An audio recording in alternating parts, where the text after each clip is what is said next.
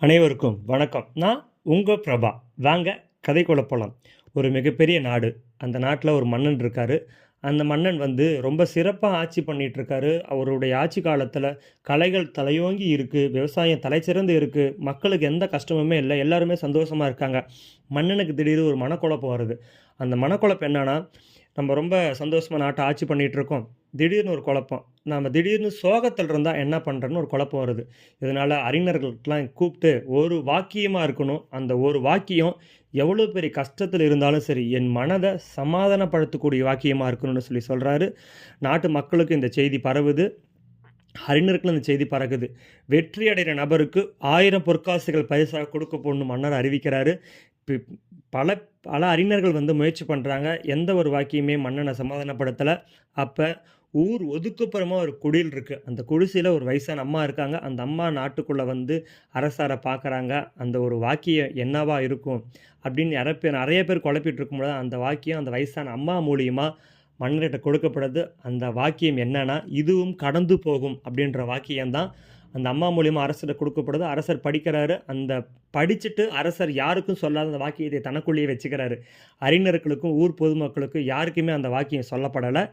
அந்த அம்மாகிட்ட 1000 பொற்காசுகள் குடுக்குறாங்க. அந்த அம்மா, "எனக்கு பொற்காசுகள்லாம் வேணாமண்ணா. உங்களுடைய ஆட்சி காலத்துல நாங்க ரொம்ப சந்தோஷமா தான் இருக்கோம். உங்க குழப்பத்த போக்கணும் அப்படின்றது மட்டும் தான் எனக்கு மனசுல இருந்துச்சே தவிர, இந்த காசுக்காக நான் வரலன்னு" சொல்லி அந்த அம்மா திரும்பி போறாங்க. இந்த மன்னருக்கும் வயசாகி இறந்து போறாரு. தன் மகன்கிட்ட ஆட்சி பொறுப்ப குடுக்கணும்னு பார்க்குறாரு.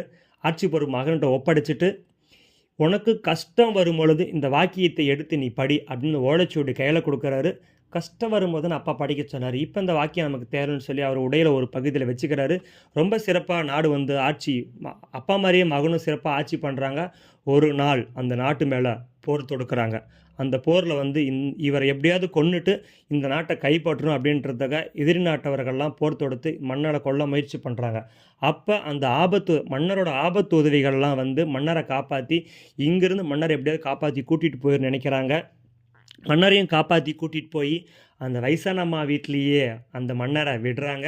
அங்க ஒரு 3, 4 மாத காலங்கள் அந்த மன்னர் இருக்காரு. அப்ப அப்பா சொன்ன வார்த்தைகள் ஞாபகம் வருது. கஷ்டத்துல இருக்கும்போது இந்த வாக்கியத்தை எடுத்து படின்னு சொன்னாரு. அப்ப அந்த மன்னர் வாக்கியத்தை எடுத்து படிக்கிறாரு. "இதுவும் கடந்து போகுன்ற" வாக்கியம் இவர் மனதில ஒரு தைரியத்த குடுக்குது. அந்த தைரியம் நாளுக்கு நாள், நாளுக்கு நாள் அதிகமான தைரியத்த குடுக்குது. அப்ப அந்த ஆபத்துதவிகள் "மன்னா, இப்ப நீங்க வெளிய வரலாம். நாங்க பக்கத்து நாட்டுக்கெல்லாம், நட்புறவு நாடுகள்லாம் சென்று நம்ம நாட்ட திரும்பி பெறதுக்காக வேண்டுகோள் வச்சோம். அவைங்களும் படைய தரேன்னு சொன்னாங்க மன்னா. இப்ப நீங்க வாங்க. நம்ம நாட்டு மேல நாம போர் தொடுத்து நம்ம மறுபடியும் வெற்றி பெற்றலாம்" அப்படின்னு சொல்றாங்க. அந்த வயசான அம்மா கிட்ட இவரும், "நான் போயிட்டு வருகிறேன் அம்மான்னு" சொல்லிட்டு இவரும் மன்னரும் கிளம்பி போறாரு. நாட்டு மேல போர் தொடுக்குறாங்க. மிகப்பெரிய போர் நடக்குது. பல உயிர்கள் இங்கு பறிக்கப்படுது. இருந்தாலும் நாட்டுக்காக உயிர் தியாகம் செய்ற அனைவரையும் பாராட்டி, நாட்டை மறுபடியும் வெற்றி பெற்றுறாரு. வெற்றி பெற்று மிகப்பெரிய ஒரு விழாவா கொண்டாடுறாங்க. நாட்ட வெற்றி பெற்றோம் அப்படின்ட்டு. பல்லாக்குல ஏறி அவர் ரொம்ப ரொம்ப ராஜா இல்ல, எப்படி வருவாரு? 1000 யானைகள் சூழ, 100 குதிரைகள் சூழ, அப்படியே மேல வாத்தியம் வச்சு ரொம்ப பயங்கரமா நாட்ட பொறுப்பேத்துக்கிறதுக்காக அந்த நாட்டுக்குள்ள மறுபடியும் கால் எடுத்து வைக்கிறாரு. அப்பயுமே அந்த வயசான அம்மா பாட்டி வராங்க. "மன்னா, என் வீட்ல ஒரு 2, 3 மாத காலங்கள் நீங்க இருந்தீங்க. இந்த ஓலைச்சுவடி நீங்க மறந்து வச்சுட்டு வந்துட்டீங்க" அப்படின்னு சொல்லி அந்த ஓலைச்சுவடி மறுபடியும் அந்த அம்மா மன்னர் கையில குடுக்குறாங்க. மன்னர் வாங்கி படிக்கிறாரு. அந்த வாக்கியம் "இதுவும் கடந்து போகும்னு" எழுதியிருக்கு. அத படிச்ச அடுத்த வினாடியே மன்னர் பல்லாக்குலருந்து இறங்கி கீழ நடந்து வராரு. நடந்து போயி அந்த அரசவையில ஏறி அவரு பொறுப்பேத்துக்கிறாரு. இதுலருந்து நாம சொல்ற விஷயம் என்னன்னா, எவ்வளோ பெரிய கஷ்டம் வந்தாலும் சரி, அந்த கஷ்டம் நம்மள கொன்னுறாது. "இதுவும் கடந்து போகும்" அப்படின்ற ஒரு வாக்கியம் நீங்களும் மனசுல வச்சுக்கோங்க. எவ்வளோ பெரிய கஷ்டம் வந்தாலும் அடுத்த நொடி அந்த கஷ்டம் நகர்ந்து போய் வாழ்க்கையில நமக்கு உண்டான வெற்றி கிடைக்குமே தவிர, நம்ம அங்கேயே கஷ்டத்திலேயே துவண்டு போய் உட்காந்துட்டு இருந்தோமா, நமக்கான வெற்றி கிடைக்கவே கிடைக்காது. "இதுவும் கடந்து போகும்." எவ்வளோ பெரிய கஷ்டமா இருந்தாலும் சரி, இதுவும் கடந்து போகும். இதுவும் கடந்து போகும். Thank you.